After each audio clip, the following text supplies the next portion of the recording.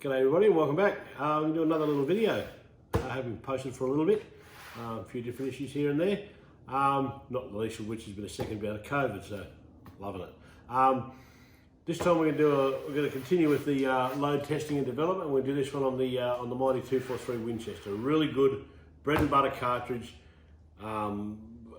Everybody shot with this rifle. They're a really good generic rifle in Australia, used commonly as the 223. They've been like that since I remember shooting one as a kid. So I've got a couple of rifles, a couple of different projectiles, a couple of different powder types, different charges, and we'll see how it all performs. I hope we all get something out of it, and I hope we just might learn something. So stick around and strap in for the ride.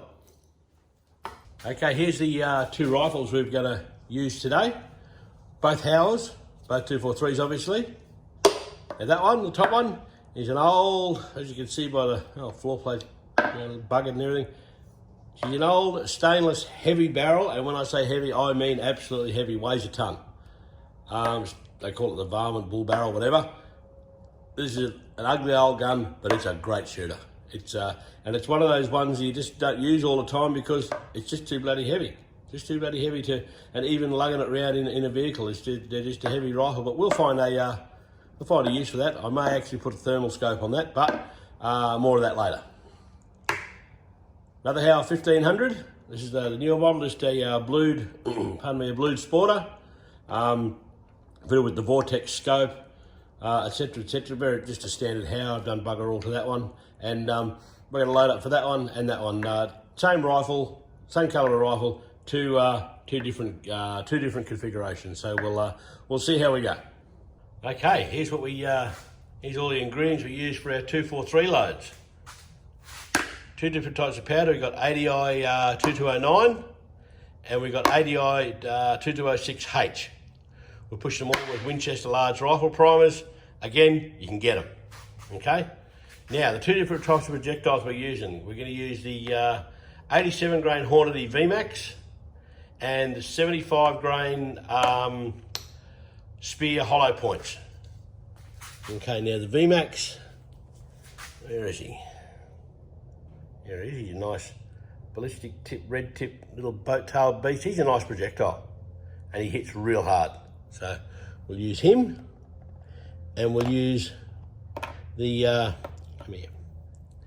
We'll use the Hornady, the Spear 75 grain varmint hollow point. Really big hollow point on these. I had some luck with these in the 30 cal and in the 270, different weights obviously, and they're a flat base projectile. Again, most of your shooting's within 200 metres, and for flat base projectiles, fine, absolutely fine for that. And that's them, 75 grain Hornady, Spear varmint 243 75 grain hollow points, number 1205. And what are they? What are they, about 32.50 or something? So they're not a badly priced projectile either. These 87 grain VMAX, you get them on bulk special every now and again. Brass. Now this has been a point of conjecture through this video. The brass I've used mostly this old CCI brass I've got. I bought a heap of it off a bloke for next to nothing a couple of years ago, and it was and it was a bit old, but I ran it through, and that's it. It's old. It's all going in the bin because of this, because of what I'm about to show you now. I had one absolutely catastrophic failure yesterday. See if I can find it in amongst this lot of shit I've got here. Talk amongst yourselves for a moment.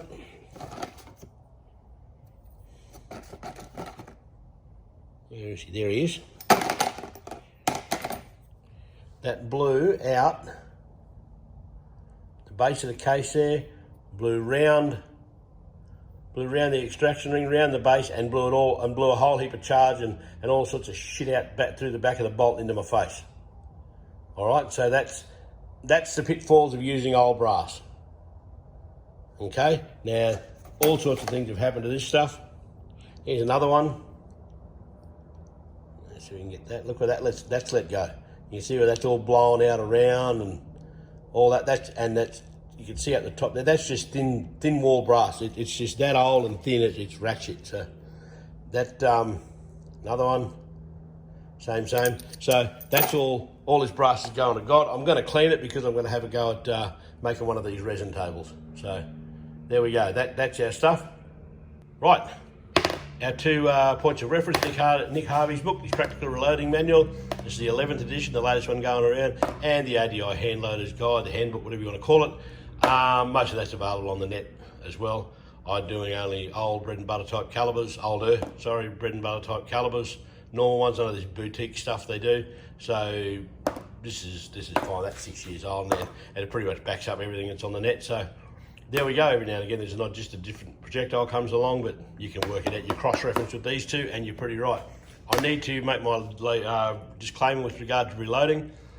None of what I say is intended in any way as advice or any guideline to anyone. I reload for what suits my purposes and what suits my firearms.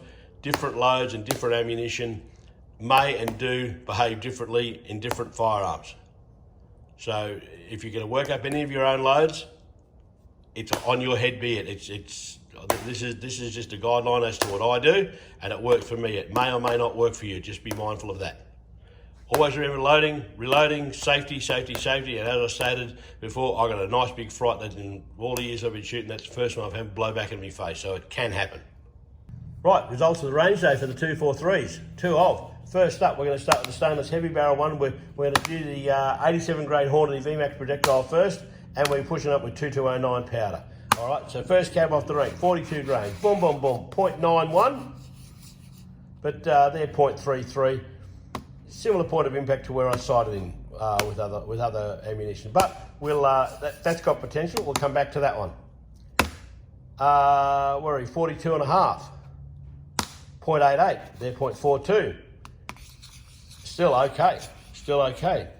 43 and a half grains. That looks pretty nice. 0.64. Nice little cluster, just a bit high at 100. These are all at pardon me. These are all at 100 yards. So that's not too foul at all. At 43 and a half, that's what I sighted in with. That's what I've used in this rifle in times gone by. We just scraped in under MOA, 0.98, and those two are 0.7. So yeah, there might be a bit of load adjustment going on there.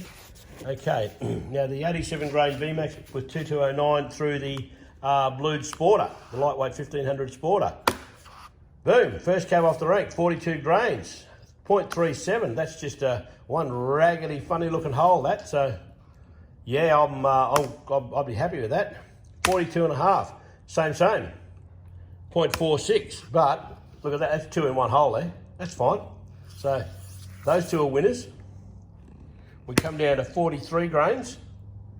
Yeah, 1.36, yeah, 0.44, so. And we come to 43 and a half, our max load, the load we were using, and that's 1.56, yeah, 0.73 there, whatever. But as a rule, that's how this rifle always seemed to shoot. I always had trouble hitting things with this rifle, with that load in it. What I used in the heavy barrel rifle wasn't working in the light barrel rifle. So there you go, take from that what you will. Okay, the 87 grain has been pushed by the 2206. Again, the heavy barrel varmint rifle first up, 34. Now these are similar charges that you run in a 22-250, pushing a 55 grain projectile with this 2206. So we're pushing an 87 grain projectile with the same charge of powder. Velocities around the 3,000 feet a second, give or take, and it just incrementally goes up as you go. 34 grains, first cab off the rank, 0.79, not bad. 2 in that hole there, little raggedy hole, 2 in that hole there, not bad at all. 34 and a half, 1.44, yeah, but these two are 0.28, so that's not too bad. That's potential there. And then we come down to 35 grains. Yeah, what have we got there? 1.41 inches, 0.64 those two. Yeah, don't worry about that one. And that one again, 1.73, 0.68 those two. Yeah, I wouldn't even worry about those two. They're a bit ho-hum. But I did just a little bit of shits and giggles. Just went a bit over max in. Not the best place to be sometimes, but there weren't any pressure signs there. So. And incidentally, that brass that that let me down, was well under maximum load. So there you go, that's how bad it was. Okay, what are we on? 36 grains, half a grain over max with the 2206H, pushing the 87s. Now you got to remember too, when you put this much powder in a 243 case, the thing sounds half empty. It really does. So 243 case, what do we shoot here? 1.56 inches, but those two are 0.22, right next to each other. Potential there.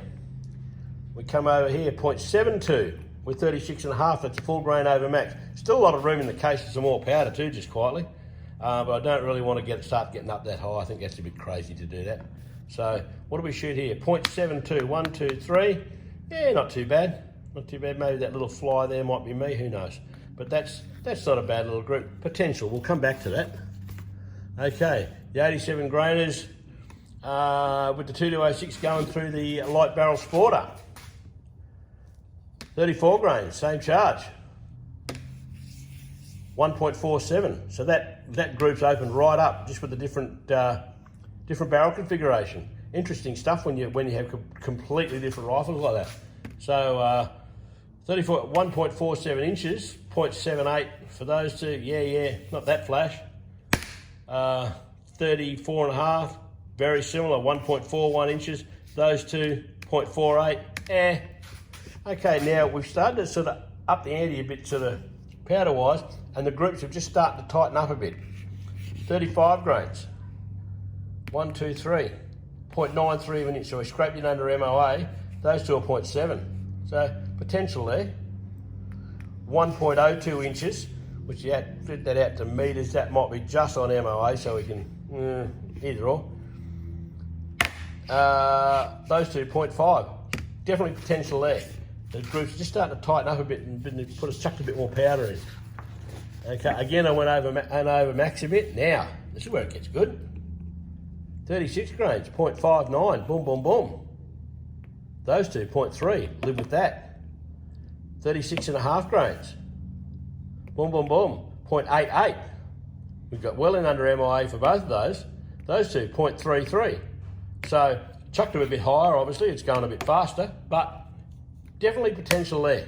Definitely potential there. It seems to be like you've got to chuck these things a bit harder to tighten the groups up, and it does get like that. It does get like that from time to time, so no big surprises there.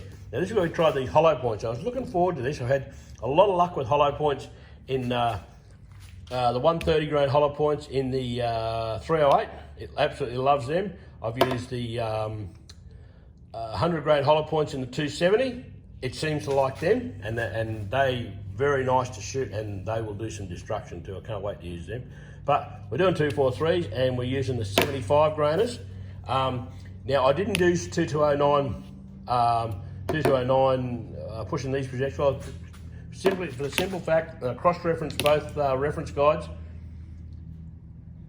You put the maximum load of both, and it's about 8 or 9 or 10 grains or something more 2209 in for exactly the same velocity. So, a 25% more powder for no velocity benefit whatsoever. That's a no-brainer. I'm not going to touch that in a million years. So, through the stainless heavy barrel rifle, 36.5 grains. We shot 1.65 inches there. Those two are 0.94. Don't worry about that one. 37, 1.1. So we're just outside MOA there. Those two are 0.58. Just in here. Live and learn. 1.26. 37.5 grains, 1.26. Those two are 0.5. One's a half an inch for those two. So. Now, 38 grains, the maximum recommended load to push this projectile along. We've shot 0.82 there. Those two are 0.34. So that whole group's 0.82. So again, as we put some more powder in, things tighten up a little bit. So that's the two. You might even have a look, sort of getting over max there a little bit. Who knows? I might actually try that one day just for shits and giggles. So, all right. And the last card up, we've shot the 75 grain hollow points with the 2206 out of the light barrel sporter. We're at 36.5 grains. 1.17 inches, those two are 0.34, so. 37 grains, 0.82. Nice little triangle there. So that's okay. I'll live with that. 37.5, 0.92. So we got it under MOA there, and 0.59 for those two. So yeah, it's livable. We could shoot that. 1.4 inches at 38 grains, 0.68 for that. So, you know, ho hum, ho hum. I am going to try and do a little. I'll do another one. I'll do another one for this next time round. Just I'm going to go over max by a grain on these projectiles because it just seemed it might just want to start to tighten up a bit. So we'll see how we go with that one. Righto, what do we learn out of all of this? Okay, the old heavy barrel Hauer 243 seemed to like the 87 grain, seemed to like the 2209 powder. I've sighted in at 43.5. It does like the 43, so I might pull half a grain of powder out of the about 80 or whatever it is I've got loaded. I have to have a look and knock them down to 43 because that seems to be the best group. That seems to be where it likes to shoot. All right, so that's that one taken care of. The blued sporter with the 2209 really didn't like anything around that at all. The idea here is obviously to have, you know, one load that'll shoot out of both guns. It'll shoot the 42s and the 42.5s. Start getting up there, starts to loosen up a little bit. So, but I'll pull that back to 43, and that's where that is. So that didn't like that at all. The heavy barrel Hauer pushing the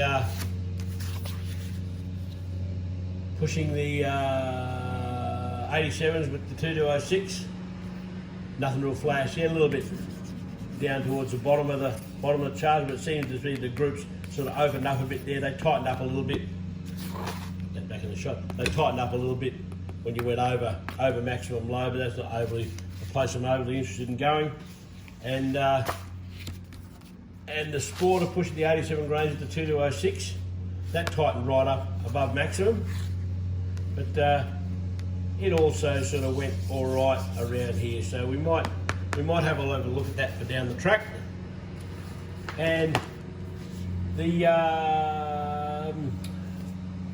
what do you call it? The 75 grain hollow points. I think that might be a bit of a dud actually.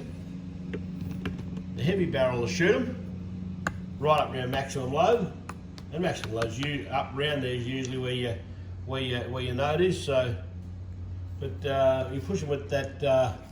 You push them out of the blued sporter. Yeah, I'll cover that one up. Yeah, nothing there really. Nothing there really that excites me. That's maybe the 37 grains. That would be about it. You could probably pull that in a little bit. But yeah, so there we go. So that's load development done and dusted. I've decided against doing a couple over maximum for this because I think that's just sort of wasted ammunition really. And over maximum is not a place you really want to be all the time. So that's us. We'll put this one to bed. Right, 243 load development, load testing, accuracy testing, whatever you want to call it, done and dusted. Let's put this one to bed. I enjoyed it. I hope you got something out of it. I hope we all learned a little bit out of it. It did appear those 75 grain pills, they didn't live up to what I thought they would, but work in progress. We'll see how we go. I'm sure we can make something happen with that. And a timely little reminder too of just keeping an eye on your gear, so brass and loaded ammunition doesn't blow up in your face in the gun. That could really ruin your future. But anyway, that was video number 50 in the extensive 2 Clicks Up library. And I didn't think, to be quite honest, I didn't think we'd be still going this long. But anyway, it's still going good, and I'm happy with what I'm producing, and I hope you're liking it. If you like this video or you like the channel or any of my content, please give it a subscribe. Please give it a like. Bang that notification bell like it owes you money. And just that, yeah, get on it. It's a really good thing. So I'm going to wrap this one up. As I always say, tell your wife, tell your girlfriend. You can tell them both. Get them to subscribe. Just go 2 clicks up. Ta-da.